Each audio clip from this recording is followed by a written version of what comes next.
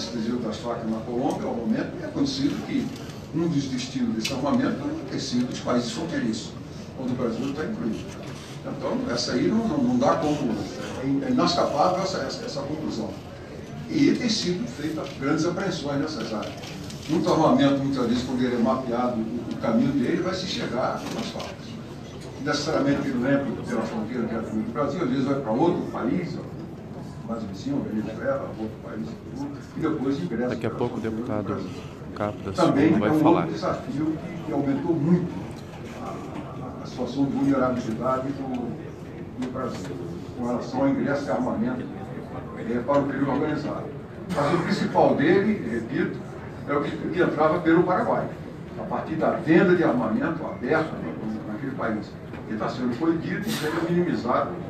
Vamos ver se esse resultado Então, só os amigos e amigas que aguardem um instante que o deputado Cabo da Ciolo vai falar. São motivos de preocupação e de ações das Forças Armadas, do Ministério da Defesa, junto com os órgãos de segurança, com os outros atores que participam desse desafio. O deputado Suplente Gonzaga conhece bem nossas agruras salariais, as nossas dificuldades. A colocação de comparação com polícias militares, na verdade colocamos aquela estrutura de órgãos, de carreiras de Estado e também colocamos polícia. Não no sentido de desmerecer o ganho de quem quer que seja, mas a ideia de ter um parâmetro de comparação. Né? Se eu disser que João é alto, eu não tenho ideia que a altura que João tem. Mas se eu disser que João tem 1,90 m, eu vou saber quem tem 1,90 m. Aí eu posso comparar assim, quem tem 2 metros é alto, ou é tão alto assim, um pouco mais baixo. Então a ideia foi uma referencial somente assim, entendemos que pelo risco de vida que corre o policial é pouco. Pelo que ele expõe a sua família, é pouco. Então, nós que estamos com uma situação bastante defasada, mas a ideia foi só colocar um referencial de comparação. A possibilidade de enfrentamento junto com o Poder Executivo em relação aos nossos salários, as Forças Armadas, como em instantes, o tem na deputado Constituição Federal, Cabo tem da na sua Ciolo convicção, terá a palavra. o cidadão que decide escolher a carreira das armas, ele conhece a série de servidores e apresentar para ele quais são os servidores da polícia. A vida é feita de escolha. Então, ao fazer essa escolha, ele está fazendo escolha por uma série de limitações da sua vida. De maneira a viver modestamente, mas precisa viver com dignidade. Sempre é colocado com o Poder Executivo, no caso, o Comandante Supremo das Forças Armadas, que é o Presidente da República. A situação hierarquizada, coloca aí, toca o Presidente. Então, a situação é informada. E não sempre, somente em conversa, com os comandantes, mas também isso é feito por escrita, colocado nessa população, e existe possibilidade ao longo desse rearranjo. Admitir que a gente faça expressões seria colocar um risco àqueles valores básicos da nossa Constituição. Aguardem mais um instante que em breve o deputado Cabo da Ciolo terá a palavra. Então, a ideia de forma disciplinada apresentar as nossas necessidades. E eu fiz questão de trazer essa publicidade aqui para mostrar que quem lida com defesa, com projeto, de segurança pública, são pessoas, são seres humanos, precisam estar motivados, precisam estar liderados. Quem lidera para lidar pelo exemplo, tem energia para mandar o homem enfrentar o risco, muitas vezes da própria vida, e ele decidir proteger. Comentei também que nós não temos sindicato. O sindicato nosso é o nosso superior. Então ele tem que confiar no seu superior. E esses assuntos são levados, mas de forma disciplinada, alveira, como deve ser. Agora, realmente, a situação do nosso defasagem salarial é muito grande. É muito grande e isso tem repercussão nas nossas famílias.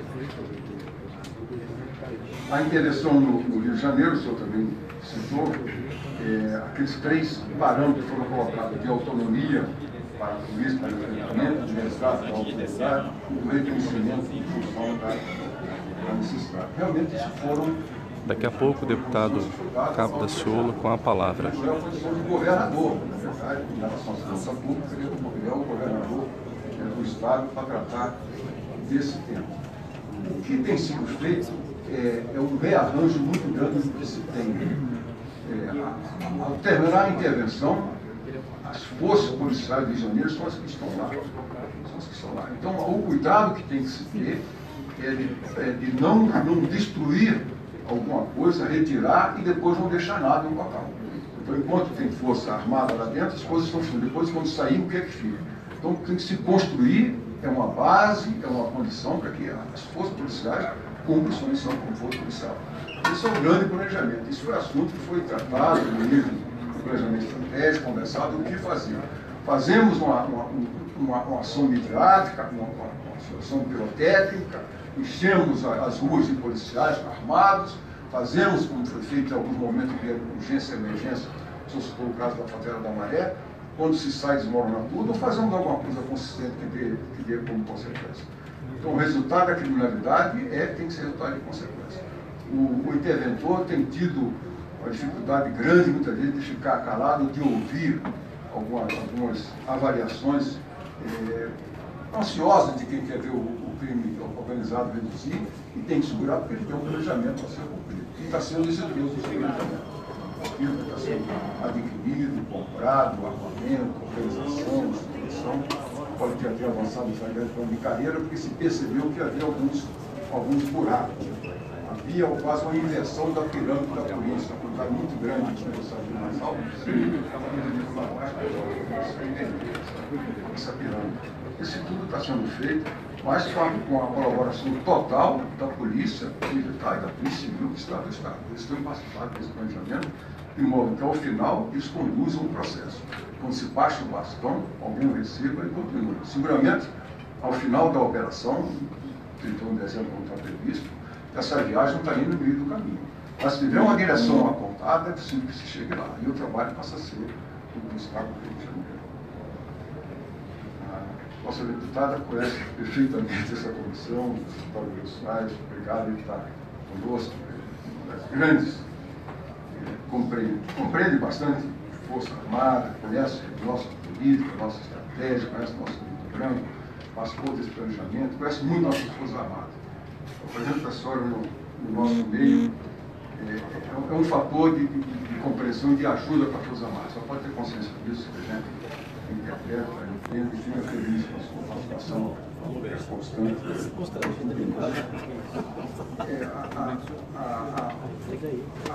Em instantes, o deputado Capiciolo vai falar com o ministro da Defesa e com os 3 comandantes das Forças Armadas.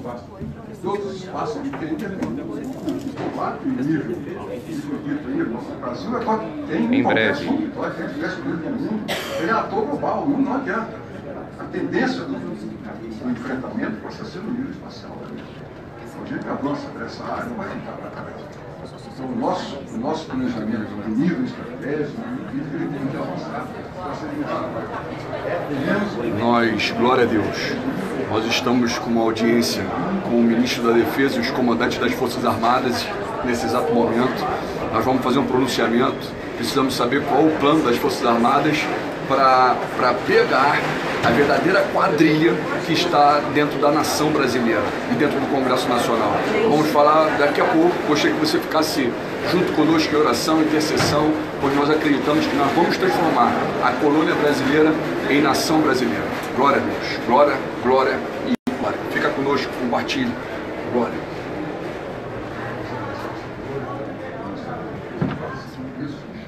Exatamente para cuidar da nossa soberania. Essa questão de colocar, uma das ideias iniciais, que não há reparo para a soberania arranhada. Não há. Então, nós temos um cuidado muito grande por isso. O Brasil não tem governo que se saiba sofrer desse tipo de arranhada. Na verdade, eu mais agradeço o esforço da senhora em nos ajudar nesse sentido e contribuir na avaliação do nosso livro, debater com o Congresso, com a sociedade, de modo que a gente possa ter um enriquecimento nessa percepção. O deputado Schneider fez 3 referências, eu agradeço, o senhor prestou atenção no que eu falei. Pela recuperação que eu fiz das ideias iniciais, parece que ainda não está aquecido.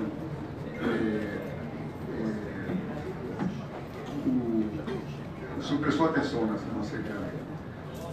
A parte do pré-sal, a venda, essa parte, o senhor perguntou se o Ministério da Defesa ele participa dessas discussões que, de alguma forma, pode atentar contra a soberania. Não tem participado, né? Recentemente não tem participado, mas pode intervir, pode falar, pode expressar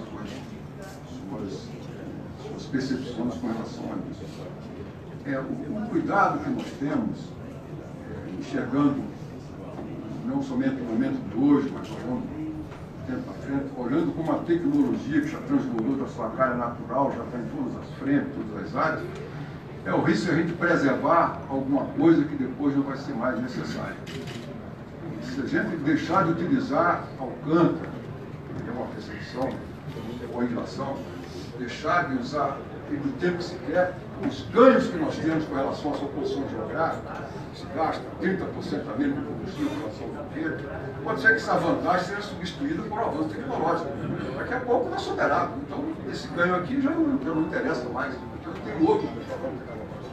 Com relação ao pré-sal, percebe-se que há necessidade de investimento na extração do petróleo, enquanto o petróleo é um bem estratégico que nos interessa. Só vê seguro por um bom tempo. Mas quanto tempo não tem? Instantes, deputado Cabo da Ciolo com a palavra. Questionado pelos decisores, pelos analistas. Então, mas a pergunta que eu fiz, nós não entramos nessa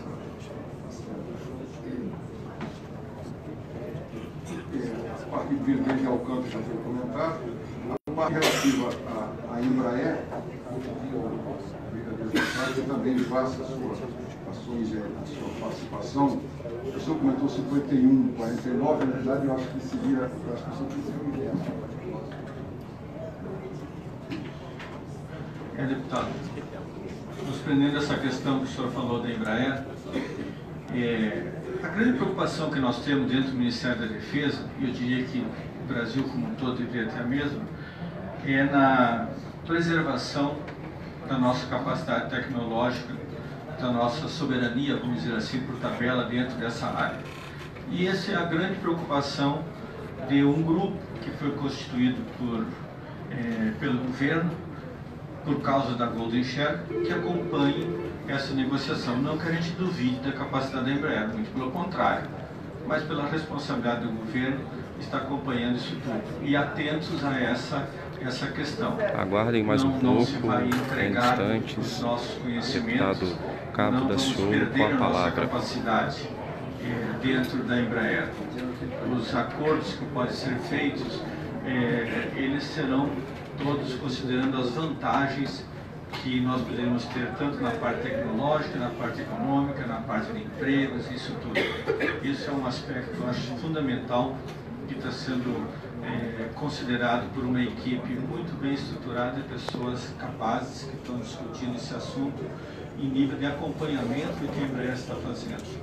Mas ela não está fazendo... Presentes agora o ministro da Defesa e os 3 comandantes das Forças Armadas. Em breve, o deputado Cabo da Ciolo com a palavra. Nosso bloco de 4 parlamentares é integrado pelo deputado Henrique Fontana, deputada Soraya Santos, capitão Augusto e Bruna Furlan. Eu passo a palavra ao deputado Henrique Fontana. Obrigado, presidente. Eu quero cumprimentar o ministro da Defesa, general Joaquim Silva Luna, cumprimentar os comandantes das nossas Forças Armadas. E eu resolvi começar esta minha breve fala com alguns questionamentos, também com uma das frases que foi apresentada pelo ministro. Uma nação fraca terá participação marginal e apenas consentida pelas nações mais fortes. A história da humanidade ela é marcada pela disputa de poder, de hegemonia, disputa pela renda, pelas riquezas que estão em cada uma das nações. Ela é uma história de guerras, ela não é uma história como a gente talvez quisesse romancear, de colaborações puramente. Inclusive a tese de uma suposta globalização cooperativa, ela foi introduzida no debate geopolítico global com um determinado interesse de enfraquecer ainda mais as nações que não estão na dianteira da hegemonia política. E as nossas Forças Armadas, a quem eu quero cumprimentar de forma geral, têm um papel fundamental na preservação da soberania nacional, na preparação do Brasil para que ele seja a nação que merece ser. E a ação das Forças Armadas é muito estratégica e importante para todos nós brasileiros. Por isso, quando alguns mal utilizam ou induzem a uma reflexão equivocada, uma parcela da população propondo, distribuindo faixas, falando em intervenção militar, isso é muito ruim para a democracia do país, é muito ruim para o nosso projeto de nação e é muito ruim para o papel, este sim, fundamental que as Forças Armadas têm. Nesta casa e no governo atual do país, infelizmente, neste momento, estão sendo tomadas muitas decisões. Da Defesa, esta é uma avaliação minha, os comandantes das Forças Armadas. Neste quesito, estão sendo tomadas muitas decisões em breve, contra a soberania nacional e contra o projeto de nação que o Brasil precisa. Isso é muito duro para o país, porque também numa das frases apresentadas pelo ministro, a soberania nacional arranhada é quase impossível de ser recuperada. Por exemplo, do meu ponto de vista, os preços que o Brasil está pagando hoje por combustíveis têm a ver com perda de soberania na gestão da Petrobras. Por exemplo, né?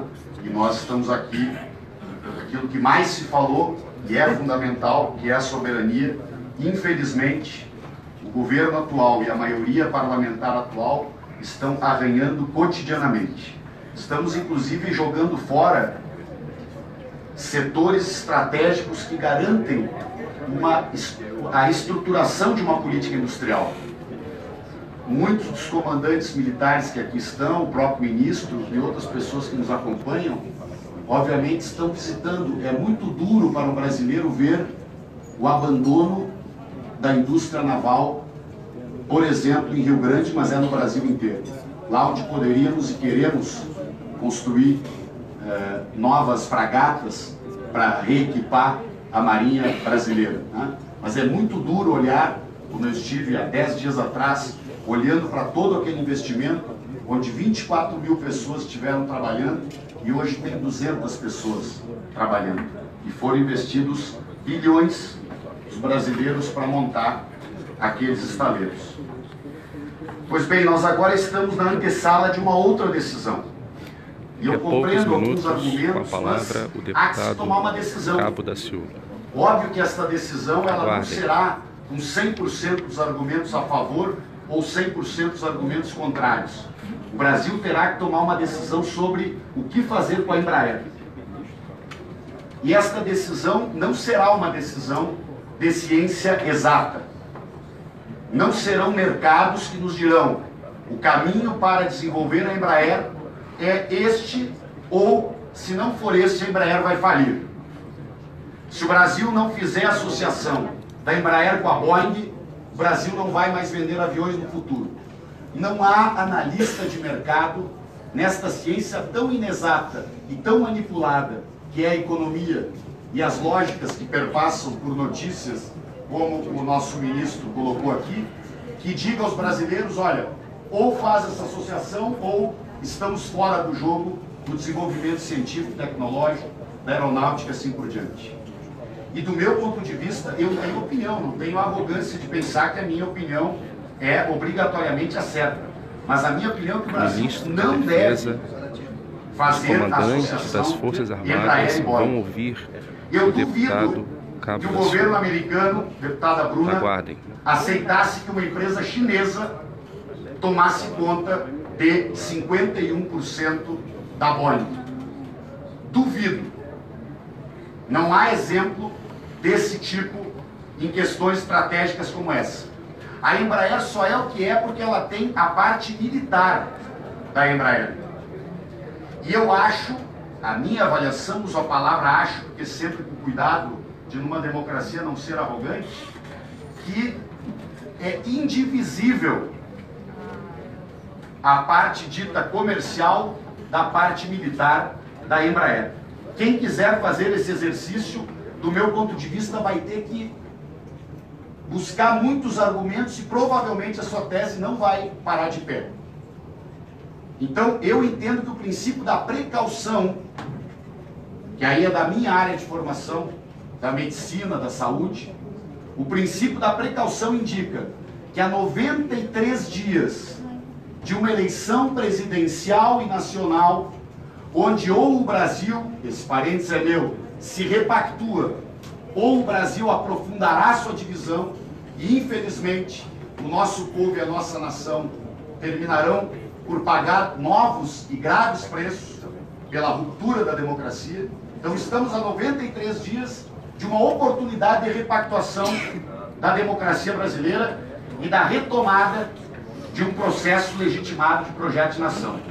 Então os candidatos a presidente têm que dizer o que pensam sobre a questão da Embraer.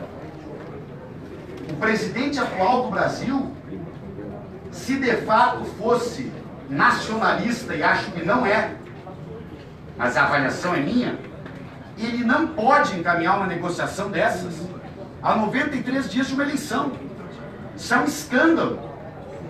Um debate como esse que tem que... E aí não pode haver confidencialidade, presidente. O Brasil precisa debater esta questão. E a pergunta, quando eu quero reforçar aqui, porque nós temos Golden Share, ações Golden Share. A minha leitura, inclusive, é que a decisão do ministro Lewandowski, que veio em boa hora, ela freia esse negócio. Tomara que freie. Né? Agora, como é que nós vamos debater a venda, o controle acionário da Embraer, sem que o parlamento possa falar? Não é questão só do parlamento falar, é que aqui estão, como disse o ministro, todos os brasileiros representados. Aqui nós vamos apresentar...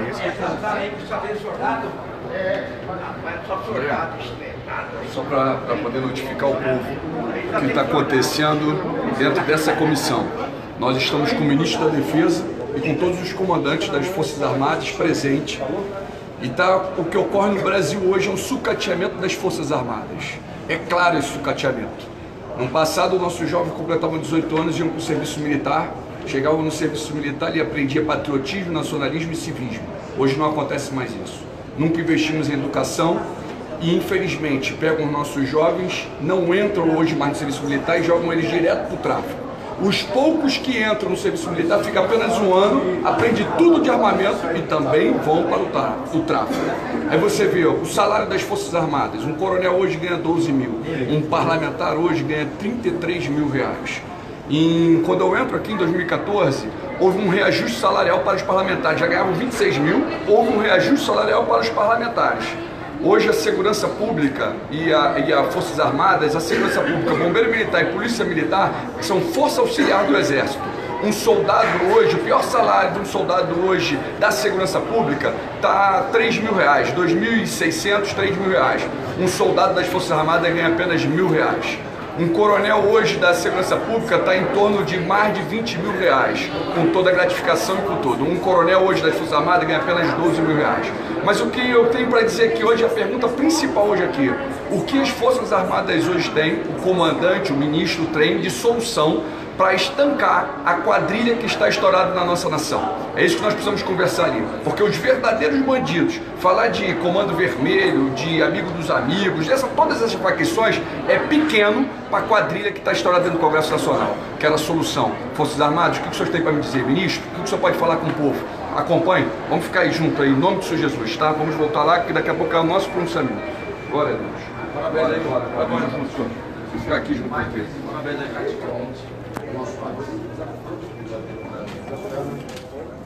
Próximo inscrito, doutora Soraya Santos, está momentaneamente ausente. Deputado Capitão Augusto, também ausente. Deputada Bruna Porano, vamos lá. Muito obrigada, presidente. Querido ministro da Defesa, Joaquim Nunes Silva, grande honra recebê-lo, assim como os comandantes, o almirante de esquadra Leal Bacelar Ferreira, o general de exército Paulo Humberto e o brigadeiro do ar, Nivaldo Luiz Rossato. Embora seja uma manhã de muito trabalho, é para nós um momento muito especial. Todas as vezes que os senhores estão conosco, é uma oportunidade também de celebração. Eu, como grande parte da população brasileira, acredito na nossa defesa, na nossa soberania, muito pelo trabalho de vossas excelências. Eu tive a honra de estar ao lado da deputada Gil Moraes, de acompanhá-la quando ela entregou para o então ministro da Defesa, Aldo Rebelo, a proposta da emenda à Constituição de que 2% do PIB fosse destinado às Forças Armadas. Estive lá e penso que este foi um primeiro passo de um momento importante, um primeiro passo de ações importantes que este Parlamento deveria tomar para, de fato, valorizar a nossa defesa. Eu gostaria de começar falando sobre uma cena que me deixou assim, emocionada. Eu estive no Haiti algumas vezes e na Copa, em um jogo do Brasil, os haitianos que nós vencemos, os haitianos saíram às ruas para comemorar, os haitianos hastearam a bandeira do Brasil, cantando o hino deles, e aquela alegria e aquela comemorando, quer dizer, um resultado de um jogo que não foi do país deles. Isso demonstra o carinho, a consideração daquele povo com o Brasil, com os brasileiros. E isso foi muito por conta do trabalho dos senhores. Essa missão de paz projetou o Brasil internacionalmente. Todos os exércitos de diversos países têm hoje o Brasil, tem pelo Brasil uma grande consideração porque sabe do trabalho sério, digno, que foi desenvolvido nesta missão de paz e em outras. São soldados que deixam as suas famílias, que deixam as suas vidas para cuidar da vida de outras pessoas num outro país. Esta honestidade de propósito é muito bonita, assim como os pesquisadores e toda a operação logística que é desenvolvida no PRANTAR, no Programa Antártico Brasileiro, que a Marinha, a FAB tem grande participação lá, pessoas ficam, os nossos militares ficam muitos dias e meses pesquisando em nome de um futuro, em nome de... Enfim, é muito bonito o trabalho que é desenvolvido no PRANTAR, como o braço social das forças, o barco da esperança, como o Profesp, que eu conheci, gostei tanto só mais um instante, daqui a pouco, implementei em algumas cidades ali da minha região, inclusive na minha cidade, em Roraima. Eu fui a presidente da comissão especial que fez a lei de imigração, a vice-presidente da comissão mista que discutiu a medida provisória 820, e eu estava lá em Roraima no momento em que o Exército Brasileiro chegou. Estava um caos. A omissão dos políticos, do governo municipal, do governo federal, não vacinavam as crianças, as pessoas naquela praça, e alguns políticos de forma até maldosa, promovendo ódio entre imigrantes, entre os brasileiros e os nossos irmãos venezuelanos.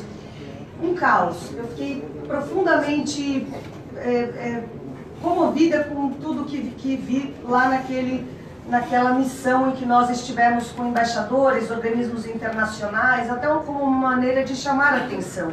E aí o Exército chegou. Quando o Exército chegou, tudo mudou. Tudo mudou. Parece que o que o poder público não tem condição de fazer, o Exército foi lá e fez. Assim como no Rio de Janeiro. Muitas vezes a gente sabe que os militares não se sentiram confortáveis de resolver problemas que seriam demandas para o poder público resolver. E aí, eu conversando com o general Santos Cruz, que também participou na missão de paz no Haiti, e nós conversávamos sobre a intervenção no Rio de Janeiro, a intervenção no Rio de Janeiro que não se faz segurança pública com as Forças Armadas, só em caráter emergencial e excepcional. Elas estão completamente aptas a fazer este trabalho quando o confronto é de alta intensidade. Porém, a geografia do Rio de Janeiro, sem planejamento urbano, em algumas comunidades, aumenta e muito as chances de danos paralelos sobre uma população inocente, que sofre privação de toda a ordem, principalmente na mão de bandidos. Isso tem que ser levado em consideração. Um confronto sempre será vencido pelas Forças Armadas. Não há grupo criminoso que irá impedir. A questão é proteger a população do estado do Rio de Janeiro. Então, é o momento dos políticos em geral parar de quando não consegue resolver o seu problema, chama o Exército, chama a Marinha, chama a Força Aérea. Nós não podemos nos omitir, até para matar um mosquito da dengue, eles chamam o Exército. Cabo da Ciolo. Quer dizer, ali na minha região, não vamos chamar o Exército para isso. Eu falei, não, você faça a sua parte e deixa que o Exército e que as forças façam a parte deles, que não é para isso, para subir nas comunidades, que vocês não conseguem subir, para resolver problema que vocês não conseguem resolver. Então, quando eu vejo com muita preocupação as pessoas criticando a intervenção no Rio de Janeiro. Não! Critique quem tem de ser criticado, que são os políticos do Estado. Eu tenho muito respeito por muitos parlamentares do Rio de Janeiro, muito respeito, que inclusive estavam aqui, pessoas que desenvolvem um grande trabalho, mas nós não podemos nos furtar, nós não podemos deixar de dizer que a omissão do poder público ao longo de muitos anos fez com que a situação chegasse no ponto que chegou, e quando nós não sabemos o que fazer, chamamos o Exército e as demais forças, assim como os dependentes químicos no Brasil. Quem é que cuida dos dependentes químicos no Brasil? São organizações religiosas, porque os governos não sabem o que fazer, e aí chamam as igrejas, chamam o Exército. Eu estou terminando, presidente, eu sei. É que eu não tenho pergunta, eu só queria... porque eu tenho todas as respostas para todas as perguntas, porque eu sempre estive, desde quando presidi a comissão, sempre estive muito próximo de todos vocês e aprendi muito, tive um crescimento que eu gostei muito, mas só para concluir, por isso que eu não tenho pergunta, porque eu já sei as respostas. O plano de defesa foi aprovado enquanto eu presidi a Comissão Mista das Atividades de Inteligência. O relator foi o presidente Collor. Nós devemos trabalhar em conjunto, assim como nós sempre fizemos. Aliás, essa comissão aqui, essa casa é uma casa de debate. Portanto, com muitas divergências entre nós, e essa é a proposta, que nós possamos debater a exaustão, trazer os temas da sociedade para o parlamento. Mas me parece que neste ponto todos nós concluímos, todos nós convergimos. Eu gostaria de concluir dizendo o que o general Vilas Boas, gostaria, general Paulo, que o senhor transmitisse o nosso abraço forte para nossa mão amigo, general Vilas Boas, mas concluir com o que ele disse esses dias no Twitter. Adoro ele no Twitter. Que ele disse o seguinte: gente brasileira, na defesa do Brasil, vocês podem confiar. E nós confiamos. Muito obrigado pela presença e por tudo. Obrigado, deputada Bruna. Próximo inscrito, deputada da Ciolo. Pronto. Glória a Deus. Glória a Deus. Ministro, comandante, é uma honra ter os senhores, vossas excelências aqui. A presença dos senhores aqui é muito importante. E eu começo aqui meu pronunciamento, ministro, podendo falar que essa cadeira conquistada, essa cadeira que nunca deveria ter sentado, particularmente na minha concepção e no meu entendimento, essa cadeira de ministro da Defesa é de um 4 estrelas, de qualquer que seja a força. Alguém que entenda o que está sofrendo as Forças Armadas. Alguém que saiba verdadeiramente o processo de sucateamento que vivem as Forças Armadas. Desde o governo Fernando Henrique. Eu posso ir até um pouquinho atrás, desde a redemocratização. Aí vem Fernando Henrique, vem todos os demais sucateando as Forças Armadas. Eu tenho apenas duas perguntas uma pergunta basicamente e dois pedidos. Falar, no entanto, de alguns pontos. O salário das Forças Armadas, o orçamento da União para com as Forças Armadas e homens nas Forças Armadas. O policial militar e o corpo de bombeiro é força auxiliar do Exército. Hoje eu tenho o dobro de homens na segurança pública em cima das Forças Armadas. Eu tenho 350 mil homens nas Forças Armadas, eu tenho 650 mil homens na segurança pública. Eu tenho um salário de um soldado da segurança pública, eu sou bombeiro militar do Estado do Rio de Janeiro. O salário pior do país está entre 2.600 a 3.000 reais de um soldado da segurança pública. Péssimo esse salário. Mas pior ainda é o das Forças Armadas, que é um salário de um soldado de R$1.000, R$1.300. Aí eu vou até o comando, os coronéis. Eu tenho coronéis no Rio de Janeiro que ganham 30 mil reais. E eu pego o coronel das Forças Armadas e ganho apenas 12 mil reais. A minha pergunta inicial, eu vou emendar ela e vou complementar ela, é que a mão está aqui, eu quero saber que momento as Forças Armadas vai bater na mesa. Bum! Para falar, opa, começa-se a 55ª legislatura do nosso país e a primeira coisa que foi votada aqui foi o aumento, o reajuste salarial para os parlamentares. 26% a mais no salário dos parlamentares. Já ganharam 26 mil, foi para 33 mil. Enquanto a partida das Forças Armadas continuam sendo sucateadas e tem o entendimento que os militares são os inimigos da nação. Militar não é inimigo da nação. Nosso propósito é unir o povo civil do povo militar, porque por trás dessa farda tem um cidadão brasileiro, para a honra e glória do Senhor Jesus, e que ensina patriotismo, nacionalismo e civismo para o nosso povo. Antigamente, nunca investimos em educação, mas antigamente colocávamos os nossos jovens que completavam 18 anos e iam para o serviço militar. Agora não mais. Os nossos jovens estão dentro das comunidades, estão sendo abraçados pelo tráfico de forma proposital, porque querem uma guerra civil no país. A guerra civil que nós estamos vivendo ela é proposital, porque querem desordem no país. Estão levando as nossas riquezas, estão dando o nosso país. E aí vamos falar de quadrilhas, né? Aí fala de quadrilha, Comando Vermelho, fala do Amigo dos Amigos. Eu quero notificar a todas as vossas excelências que existe uma quadrilha instaurada dentro do Congresso Nacional. Existem exceções, mas existe uma quadrilha. E quando eu falo de quadrilha, eu estou falando da definição, é bando de bandidos, ladrões e malfeitores. Existe uma quadrilha no Congresso Nacional. O povo está clamando por socorro, ministro. O povo clama. Ninguém quer o governo militar ou essa falsa democracia. O povo quer a unidade de um povo, de um crescimento para transformarmos a colônia em nação brasileira. Hoje eu sou pré-candidato à presidência da República. Tenho meu vice, um militar da ativa, nós vamos colocar eles ali, e o plano é a valorização das Forças Armadas, valorização da segurança pública, valorização da educação do nosso país. E quando se fala de um investimento em transformação da nossa nação, começa-se com a educação. E aí colocarmos um PIB de 10% de investimento na educação, mas também 10% de investimento em cima das Forças Armadas. Começa a transformação da nossa nação. Começa a mudança da nossa nação. Eu tenho um pedido, dois pedidos. Eu queria pedir sobre a Embraer e Alcântara. O vice-presidente dos Estados Unidos ele veio aqui porque ele quer Alcântara.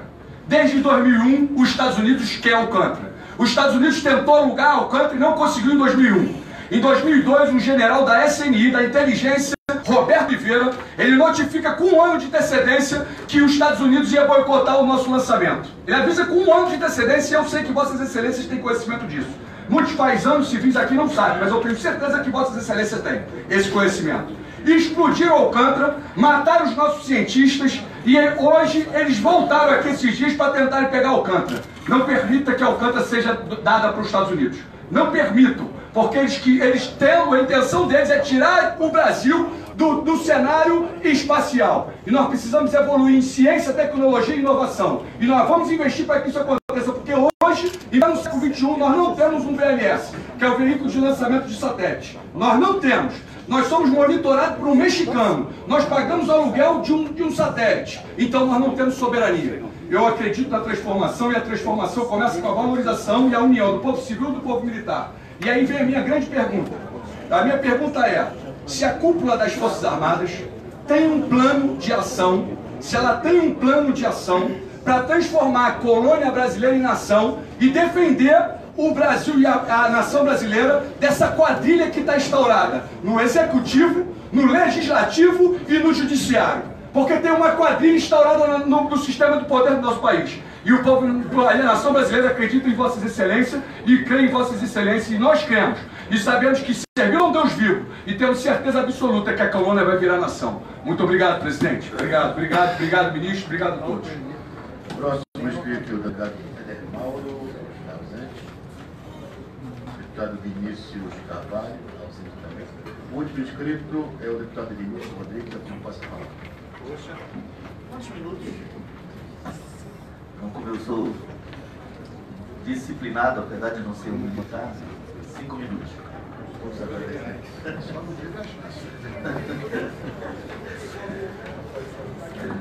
Eu fui dispensado depois de pedir provocação. Não me deixaram fazer o CPUS. Eu tenho um primo que virou brigadeiro. Bem, eu participei de um debate com o ministro Júlio, ainda quando ele era ministro da Defesa. Eu tenho muito respeito por ele, mas eu tenho que dizer aqui publicamente que eu falei a referência a defesa.org, defesa.com, um site especializado em segurança que tratava da questão de Alcântara, entre outros temas, e aquela altura o ministro falou em fake news. E hoje está claro, todos os órgãos mais importantes da imprensa nacional deixam claro que há uma conversa, e o próprio ministro aqui, antes de eu chegar, afirmou que há um diálogo. E eu queria dizer, eu não tenho nenhum principismo contra relações com o estrangeiro, inclusive com os Estados Unidos. Não é? Mas eu tenho as minhas preocupações como cidadão, um professor, hoje deputado federal. Então, que bom que o próprio Aloysio Nunes recentemente pôde afirmar que realmente o governo enviou ofício pedindo resposta dos Estados Unidos. O objetivo, em tese, seria salvaguardas tecnológicas. Olha, eu visitei o INPE, que eu acho que é uma instituição mundialmente respeitada e que nos oferece muitos, digamos, produtos do seu trabalho técnico-científico, né? Eu me lembro do lançamento de um satélite chino-brasileiro com mais de 1 tonelada. Foi o primeiro que o Brasil lançou. E aquela altura, quando eu conversava com o Dr. Gilberto Câmara, ele dizia: esse acordo, Edmilson, é importante. Para ter uma ideia, a montagem do satélite em território brasileiro trouxe mais de 60 técnicos chineses, e toda a tecnologia é socializada com os brasileiros, muitos quase militares. Então, um acordo entre países soberanos. Com a Ucrânia, infelizmente a crise da Ucrânia inviabilizou as nossas parcerias, mas também havia uma relação de soberania.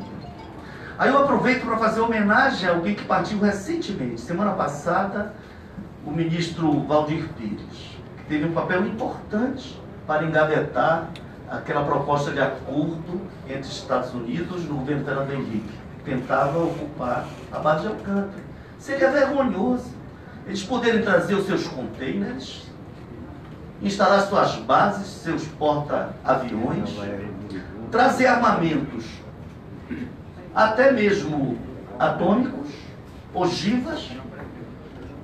E por que podiam trazer? Porque um acordo que negava de forma clara a soberania nacional, impedindo que nós tivéssemos acesso, nós que eu digo, quem me representa na área da defesa, tivéssemos acesso ao que lá se processa, as informações. Imagina o que é um general, comandante da aeronáutica, ser proibido de ter todas as informações sobre o que ocorre na base de Alcântara em território nacional.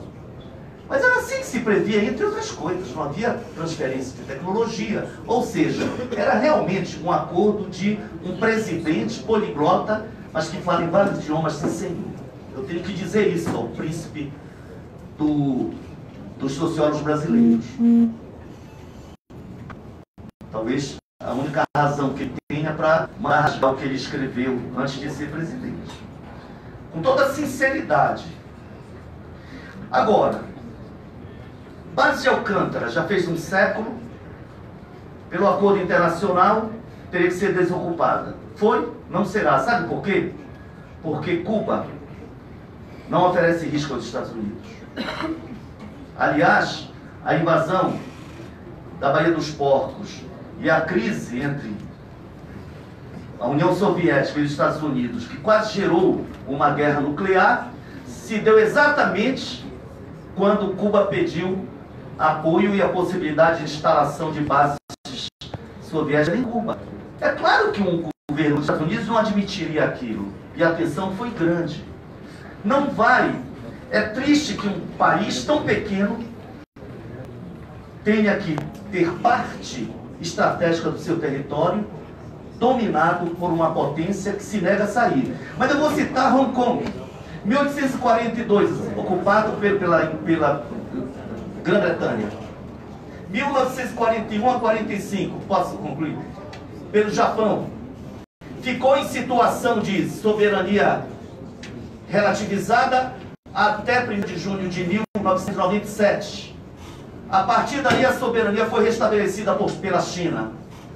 O trabalho para criar uma psicosfera contrária à soberania chinesa é poderoso. Um país onde se fala mais o inglês do que as línguas chinesas, inclusive a sua mais importante língua.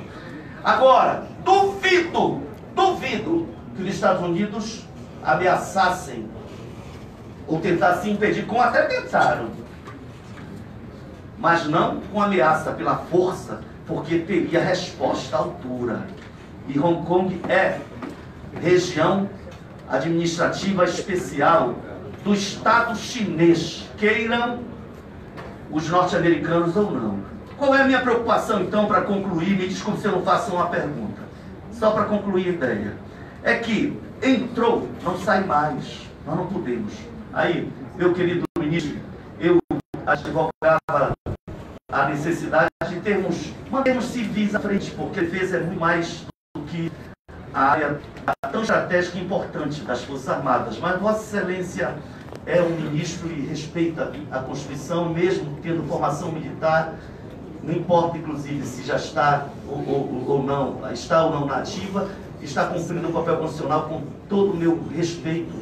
Se eu puder fazer um apelo ao nosso querido comandante Rossado, não aceitemos esse acordo, a não ser que ele seja muito, mas muito nítida e claramente para pontos específicos de desenvolvimento tecnológico, mas que não, em hipótese alguma, deixemos que o nosso território vire território oficialmente brasileiro, mas sob o comando e o uso soberano dos Estados Unidos. Porque assim ocorre.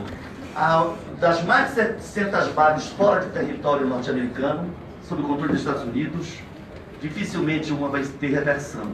E no Brasil, nós teríamos esse ponto como ponto estratégico para o domínio da América do Sul, para o domínio da África como um todo, particularmente a África Ocidental, e para o combate geopolítico que os Estados Unidos faz diuturnamente contra as potências China e Rússia. Obrigado, desculpem.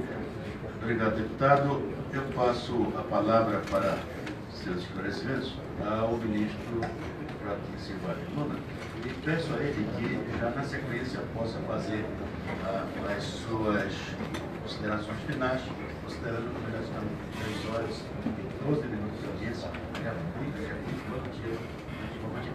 Sem Vossa Excelência falar. Obrigado, presidente. Eu queria dizer que eu não estava com o técnico dentro dessa casa. Estamos tentando saldar uma parcela agora e ficamos com o compromisso de saldar em outras oportunidades.